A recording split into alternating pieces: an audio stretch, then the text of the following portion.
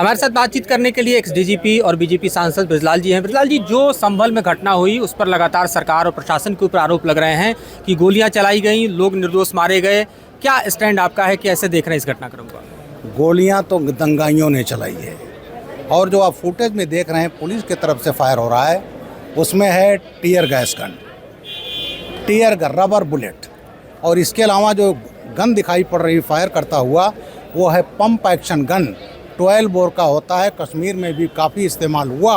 और जब मैं डीजी था तो मैंने पहली बार 1000 पंप एक्शन गन खरीदे थे, जिसमें 6 नंबर के छर्रे उसमें लगते हैं, जिससे स्किन डीप इंजरी हो सकती, कोई मर नहीं सकता। और जो लोग 4 लोगों की मृत्यु हुई है वो दुखद है। लेकिन जो अब तक एविडेंस, जो जानकारी प्राप्त हो रही है कि उन्हें जो चोट लगी है वो ऐसे हथियारों से है जिसका पुलिस प्रयोग नहीं करती।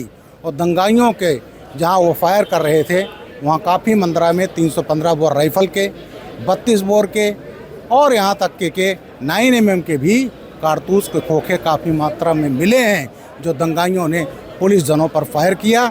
छतों पर तमाम पत्थर इकट्ठे किए गए और सड़क तो सबने देखा है पत्थरों से पटी हुई है, आगजनी की जा रही है।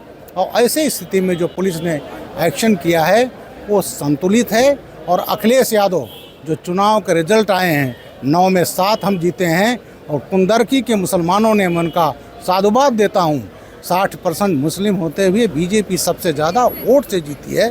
तो अखिलेश यादव की बौखलाहट है, उनकी राजनीतिक जमीन खिसक गई है। लेकिन जो फुटेज एविडेंस है उसमें पुलिस की फायरिंग दिख रही है, उस फुटेज एविडेंस को कैसे देखा जाए? मैं कर रहा हूँ, जो मैंने भी देखा है, टीयर गैस से फायर हो रहा है, रबर बुलेट हो रहा है। और मैंने कहा जैसा वो पंप एक्शन गन है, जिसको आम आदमी जो नहीं समझेगा, वो पंप एक्शन गन है जिससे 6 नंबर के छर्रे फायर किए जाते हैं कि स्किन डीप इंजरी हो सकती है, लेकिन कोई उससे मर नहीं सकता।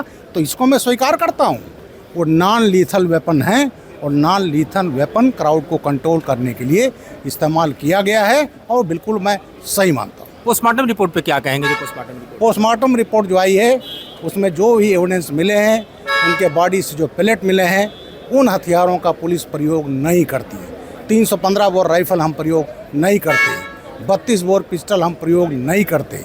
तो तमाम उसके खोखे भी मिले हैं दंगाइयों के पास जहां वो फायर कर रहे थे वहां पर। तो ये हो सकता है कि उनकी गोली से क्रॉस फायरिंग में भी चोट आ सकती है।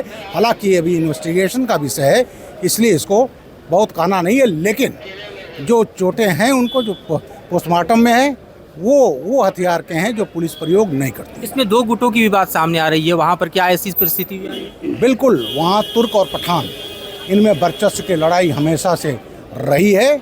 और इसमें जो सपा के एक सांसद हैं उन्होंने भी भड़काने का काम किया है और इस आपसी वर्चस्व की लड़ाई में भी इस घटना को अंजाम दिया। लेकिन सपा के सांसद कह रहे हैं कि हम तो 2 दिन वहाँ पर थे नहीं, हमको गलत तरीके से फंसाया गया। पूरी सपा ये कह रही है कि ये सिर्फ और सिर्फ साजिश है।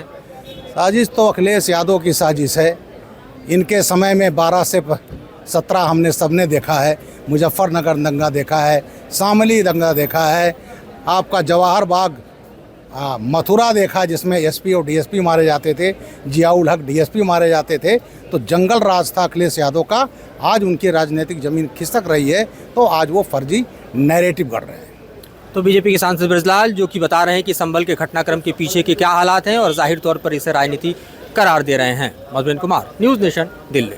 न्यूज़ नेशन अब व्हाट्सएप पर खबरों की ताज़ा अपडेट के लिए न्यूज़ नेशन के इस QR कोड को स्कैन करें।